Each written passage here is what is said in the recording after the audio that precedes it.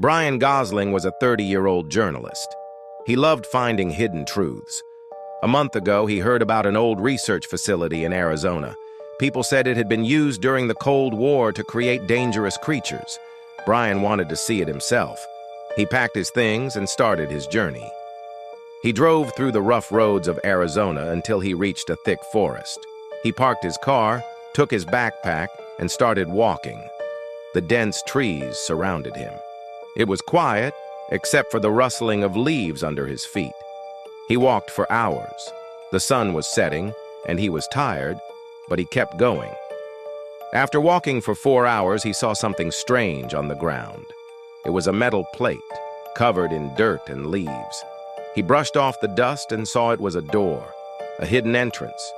He pulled it open and saw a dark tunnel leading underground. He took a deep breath and stepped inside. The tunnel was long and cold. His footsteps echoed as he moved forward. He turned on his flashlight and saw the walls covered in rust. The air smelled damp. He kept walking, determined to reach the other side. After 2 hours, he finally saw an exit. He climbed out and looked around. In front of him was a huge, abandoned building. Its windows were broken and vines covered the walls. Brian carefully approached it. He found an open window and climbed inside. The floor was dusty, and old papers were scattered around. He looked around and saw a map on the wall. The map showed different sections of the building. One area was marked Dangerous Zone. Curious, Brian decided to go there. As he walked down the hall, he saw broken furniture and rusted machines. The place had been abandoned for a long time, but then he saw something that made him stop. Bones, scattered on the floor. Some were small, but others were large, too large to belong to a person. He felt uneasy, but he pushed forward. At the end of the hall, there was a metal door. It had a warning sign, "Authorized personnel only." Brian hesitated for a moment, but then pushed the door open. Inside, he found shelves filled with old videotapes. He grabbed one and saw it was labeled with a date from decades ago. There was an old TV in the corner. He inserted the tape and pressed play. The screen flickered. At first, there was just static, but then an image appeared. Brian's eyes widened. The video showed a giant creature attacking a group of marine ships. It had rough scales, sharp claws, and a long tail. It roared, sending waves crashing against the ships. It was Godzilla. Brian couldn't believe it. He checked another tape. This one showed scientists talking about their experiments. They had trapped Godzilla on an island. The last tape was labeled Final One. He played it. The scientists looked worried. They said they had left the creature on a secret island, hoping no one would ever find it. Then the video ended. Brian took out his notebook and wrote down the island's coordinates. He knew what he had to do next. He had to see it with his own eyes. For the next few days, he prepared everything. He bought supplies and rented a small boat. He called an old friend, Captain Mark, to help him navigate. Mark was an experienced sailor. When Brian told him about the island, Mark laughed at first, but then agreed to join him. They set off on their journey. The ocean was rough, and the trip was long. They sailed for 4 days, battling strong waves and heavy rain. But Brian never lost focus.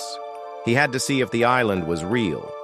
When they finally reached the island, it looked untouched. The beach was empty and the trees were thick. It was as if no one had ever been there. They anchored the boat and stepped onto the shore. The air was heavy and silent. They moved carefully through the dense jungle. The ground was damp and the sound of birds echoed in the distance. They followed the coordinates Brian had written down. After a few hours, they found something strange, an old fence. It was rusted but still standing. There were warning signs all over it. Danger, do not enter. Beyond the fence, they saw a large facility hidden between the trees. It looked like the one Brian had seen in Arizona, but this one was more intact. They found a gap in the fence and slipped through. Inside, the place was quiet. No signs of life, but something felt off. They moved toward the main building. Its doors were heavy and rusted, but they managed to push them open. Inside, there were large, empty cages. Some were broken. Others were covered in deep claw marks. Brian felt his heart race. Something big had been here.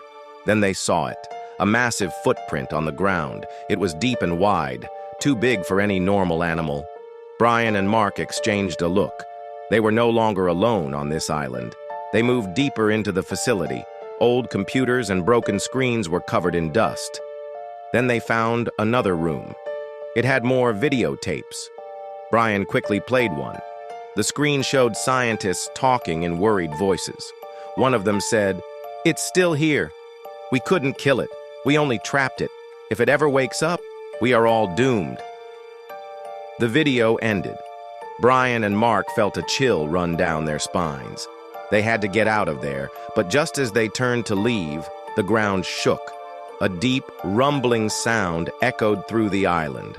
Trees swayed, birds flew away in panic. Then they heard a sound that made their blood run cold, a roar. A roar so loud it made the walls tremble. They ran outside. The jungle was shaking. Leaves fell from trees. The ground vibrated under their feet. Brian turned toward the mountains in the distance. And then he saw it. Godzilla. The creature emerged from behind the hills. It was massive. Its eyes glowed in the dim light. Its tail swung, knocking down trees. It let out another deafening roar. The air around it seemed to heat up. Brian grabbed Mark's arm. "We need to leave, now!" They sprinted back toward the boat. The ground cracked beneath them as Godzilla moved. It wasn't chasing them, but its steps alone shook the earth. They reached the beach, breathless and sweating. Mark started the boat's engine. The waves were rough, but they had no choice. They pushed off from the shore. As they moved away, Brian looked back. Godzilla stood tall against the jungle, its massive form barely visible in the fading light.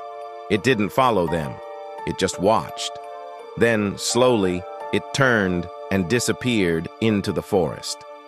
Brian sat down, his heart still racing. He had found the truth. Godzilla was real, and it was still alive. As they sailed back to the mainland, Brian knew one thing. He had to tell the world. But would anyone believe him? The next day, Brian and Mark reported everything to the police and journalists. The story spread quickly, and soon the world was talking about it. News channels, newspapers, and social media were filled with debates. Some experts analyzed the claims, trying to find proof. Others called it a lie, saying there was no way a creature like Godzilla could exist. Scientists were divided. Some believed Brian and Mark had seen something real, while others said it was impossible. The government refused to comment. People argued about whether it was true or just a well-made story. Many wanted to see the island for themselves, but the authorities restricted access, claiming it was a protected area. A week later, an investigation team was sent to the island. Brian and Mark were invited to go with them. They boarded a large ship with a group of scientists, military officers, and reporters. The journey was long, but Brian felt excited and nervous. He knew what he had seen. He knew what had been there. When they reached the island, everything looked the same at first. The jungle was thick, the air was humid, and the waves crashed against the shore. But something was wrong. As they moved inland, Brian and Mark looked around in shock. The facility was gone. There was no sign of any buildings. The fence had disappeared. The massive cages that had held the creature were nowhere to be found. Even the footprints that Godzilla had left behind had vanished. It was as if nothing had ever been there. The scientists searched for hours. They checked the ground, looking for disturbed soil or hidden structures. They used radar and scanning equipment, but nothing showed up. The military officers reported no unusual activity. The reporters whispered among themselves, unsure of what to believe. Brian felt a chill run down his spine. Had they imagined it? No, he was sure of what he had seen. He and Mark had proof. At least, they thought they had. But now, there was nothing. Had someone erased all traces of the truth? Had something more powerful hidden it? As they left the island, Brian looked back one last time. The jungle stood silent, as if guarding a secret. One thing was certain. The truth had disappeared and they were left with only their memories.